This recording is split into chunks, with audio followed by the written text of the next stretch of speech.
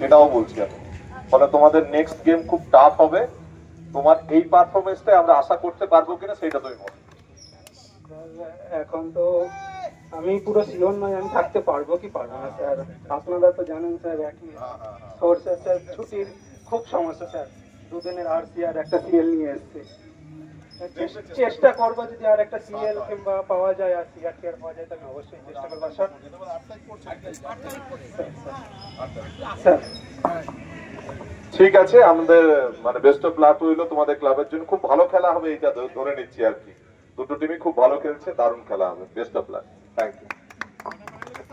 আচ্ছা, আরেকটা প্রশ্ন করবো। আর খেলা আজকে মাঠ, এই থানার পরিচালনা, তুমি একটা নিজে আমাদের প্রশাসনের দায়িত্বে রয়েছো, কেমন আয়োজন, কেমন লাগছে আজকে খেলে?